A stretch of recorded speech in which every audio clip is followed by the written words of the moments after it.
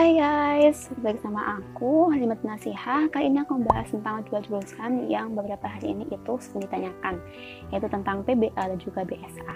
Yaitu apakah ada kesamaan dan juga apa ada perbedaan di antara dua jurusan ini, yaitu PBA Pendidikan Bahasa Arab dan juga BSA yaitu Bahasa dan Bahasa Arab. Dan juga banyak yang tanya tentang Kak, setelah lulus nanti PBA itu jurusannya itu mengarah kemana? Kemudian juga BSA nanti lulusannya itu bakal kerja apa gitu. Nanti aku bahas semuanya di video ini. Jadi langsung saja kita ke pembahasannya. Yang pertama yang aku bahas itu BSA. BSA ini disebut juga dengan sastra Arab murni atau bahasa Arab murni.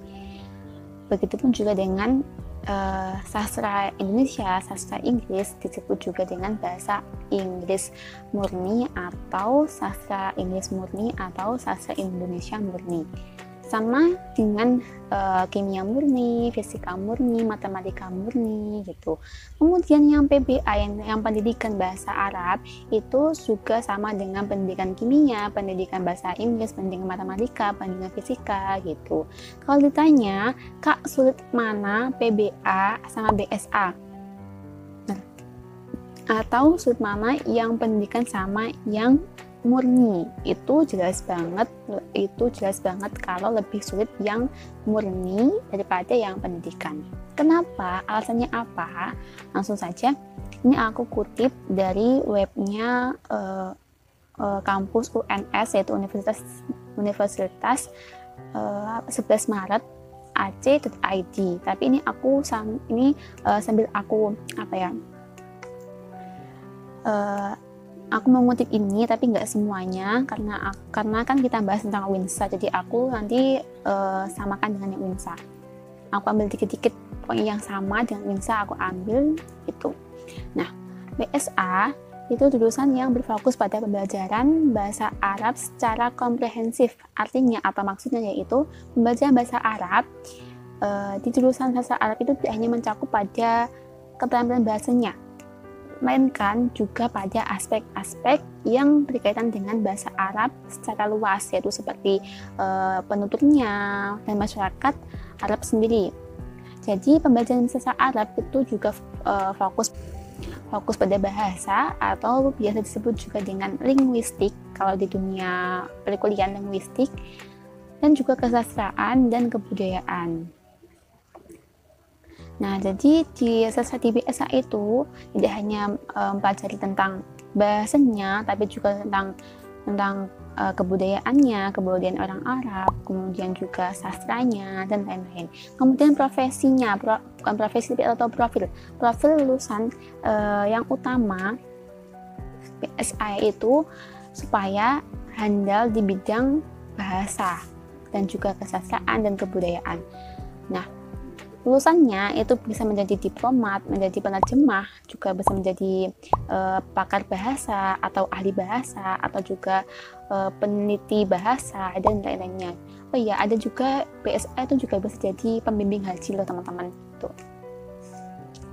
Karena aku punya kakak tingkat dulu itu pernah ngajar di ekstrakurikuler waktu seminggu lah gitu.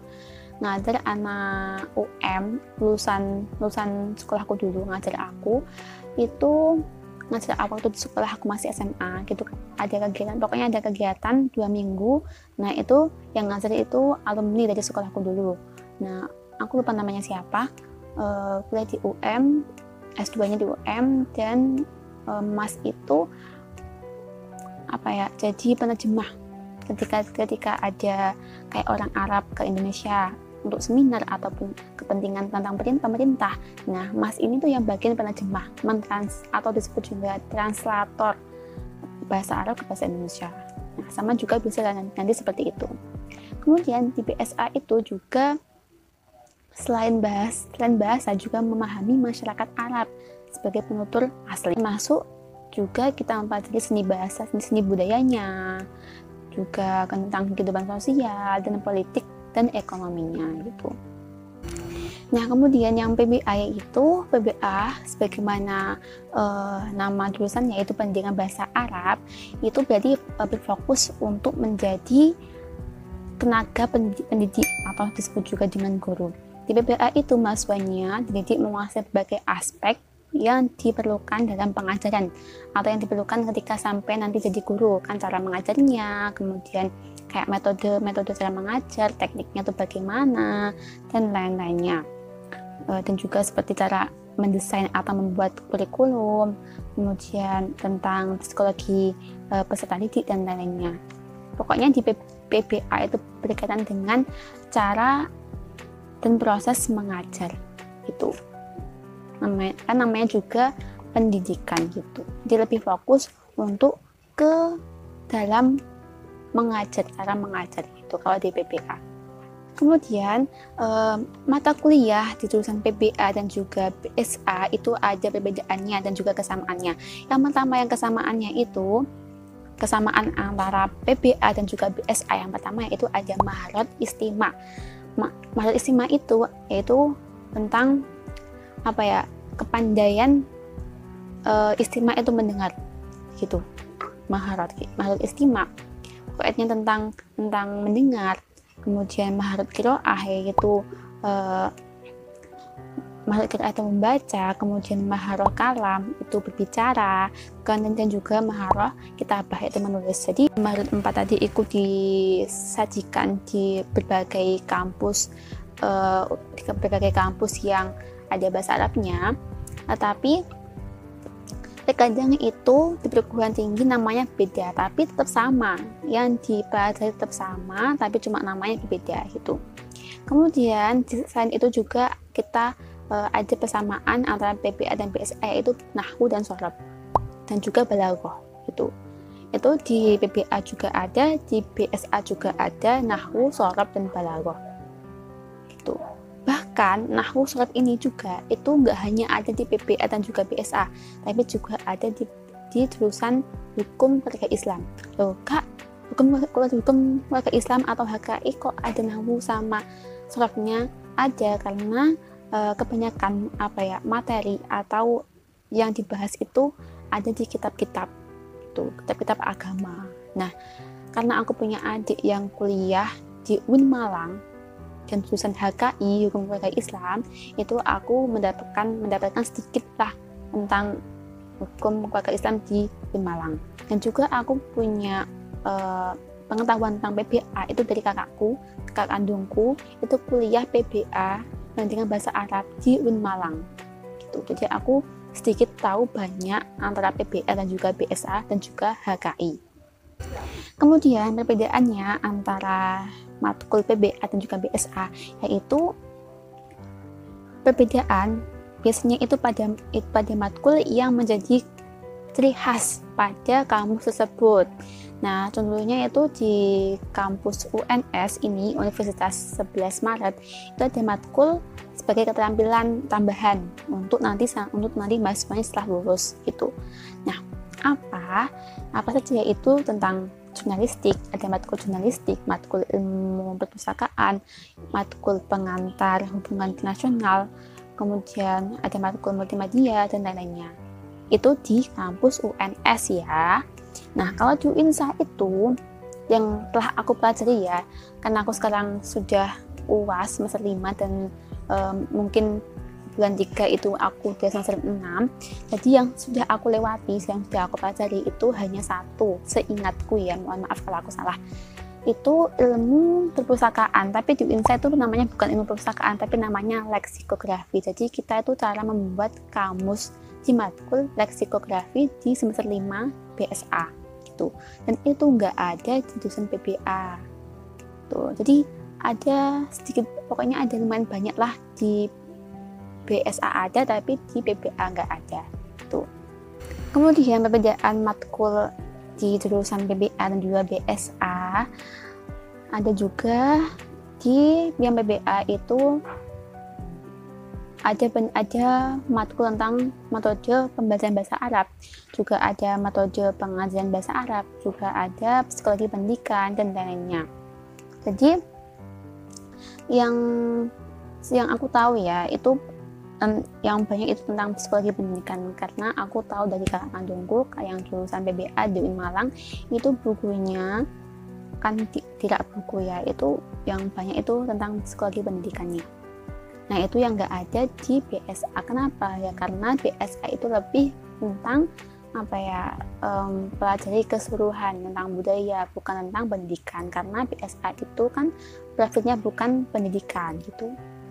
Kemudian yang BSA itu yang nggak ada di PBA, tapi ada satu matkul yang ada di BSA, yaitu metode pembelajaran bahasa Arab. Tapi namanya itu bukan metode pembelajaran bahasa Arab, tapi namanya itu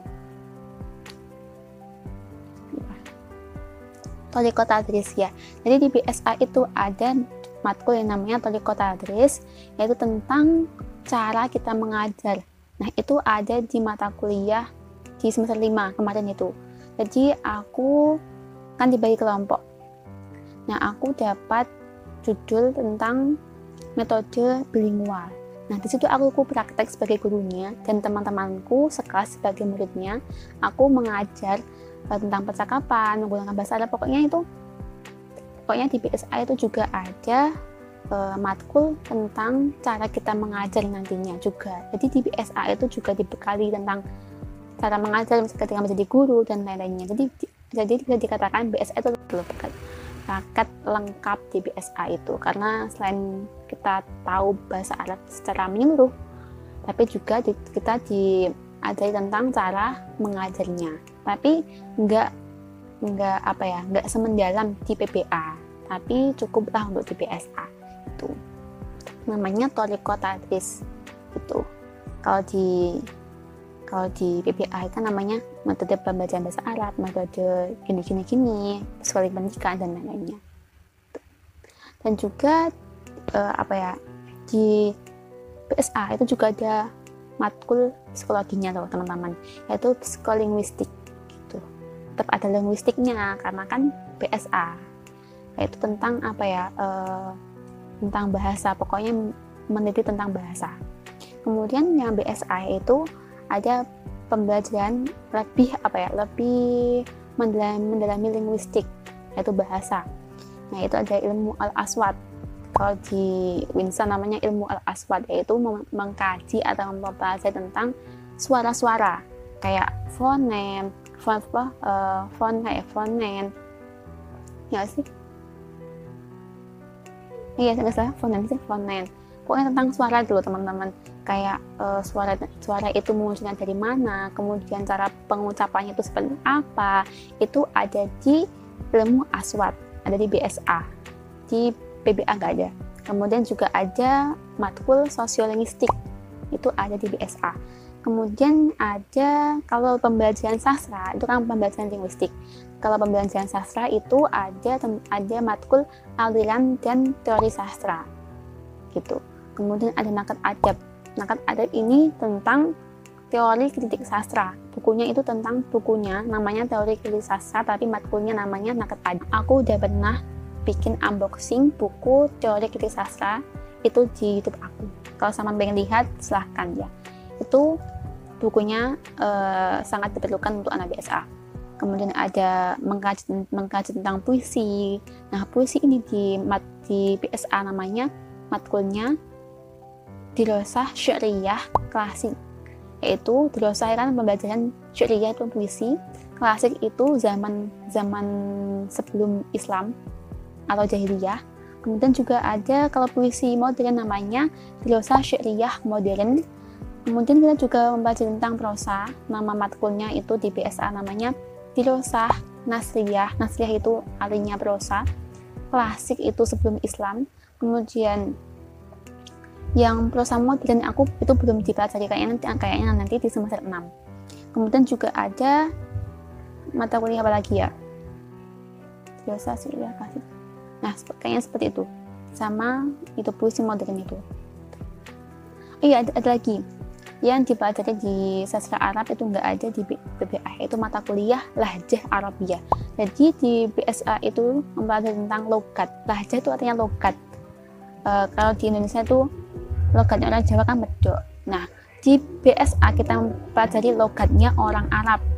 Nah, Saman pasti pernah mendengar kalau ada bahasa Arab Fusha dan juga Amiyah. Nah, Amiyah kan bahasa pasaran, yang mana yang mana huruf qaf, insya Allah ya, kalau salah aku nanti tolong benerin, yang mana huruf qaf itu dibaca a, alif. Contohnya qalbi dibaca albi. Nah, nanti kita pelajarnya di BSA. Nah, bukunya namanya Lahjah Arabiyah kalau nggak salah. Nama bukunya itu dialek Arab atau Lahjah Arabiyah kayaknya, aku lupa. Pokoknya yang mengarang itu dosen Winsa sendiri.